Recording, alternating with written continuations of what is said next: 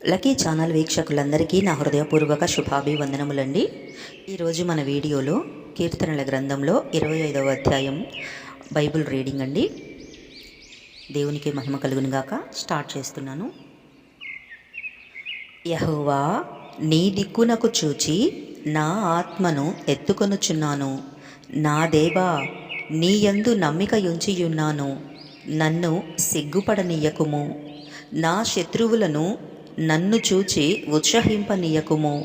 నీ కొరకు కనిపెట్టు వారిలో ఎవడునూ సిగ్గునొందడు. హేతువు లేకుండానే ద్రోహము చేయువారు సిగ్గునొందుదురు. యెహోవా, నీ మార్గములను నాకు తెలియజేయుము. నీ త్రోవలను నాకు తేటపరచుము. నన్ను నీ సత్యముననుసరింపజేసి నాకు ఉపదేశము చేయుము. నీవే నా రక్షణకర్తవైన దేవుడవు. దినమెల్లా నీ కొరకు కనిపెట్టుచున్నాను. యెహోవా, నీ కరుణాతిశయములను జ్ఞాపకము చేసుకొనుము. నీ కృపాతిశయములను జ్ఞాపకము చేసుకొనుము. అవి పూర్వము నుండి యున్నవే గదా. నా బాల్యపాపములను నా అతిక్రమములను జ్ఞాపకము చేసుకొనకుము. యెహోవా, నీ కృపను బట్టి నీ దయ చొప్పున నన్ను జ్ఞాపకములో ఉంచుకొనుము. యెహోవా ఉత్తముడును యథార్థవంతుడునై ఉన్నాడు. కావున తన మార్గమును గూర్చి ఆయన పాపులకు ఉపదేశించును. న్యాయ విధులను బట్టి ఆయన దీనులను నడిపించును. తన మార్గమును దీనులకు నేర్పును. ఆయన చేసిన నిబంధనను, ఆయన నియమించిన శాసనములను గైకొను వారి విషయములో యెహోవా త్రోవలన్నీయు కృపాసత్యములై ఉన్నవి. యెహోవా, నా పాపము బహుఘోరమైనది. నీ నామమును బట్టి దానిని క్షమింపుము. యెహోవా యందు భయభక్తులు గలవాడెవడో వాడు కోరుకొనవలసిన మార్గమును ఆయన వానికి బోధించును. అతని ప్రాణము నెమ్మదిగా ఉండును.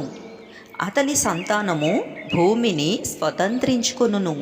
యెహోవా మర్మము ఆయన యందు భయభక్తులు గల వారికి తెలిసియున్నది.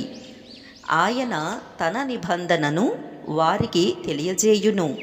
నా కనుదృష్టి ఎల్లప్పుడూ యెహోవా వైపునకే తిరిగియున్నది. ఆయన నా పాదములను వలలో నుండి విడిపించును.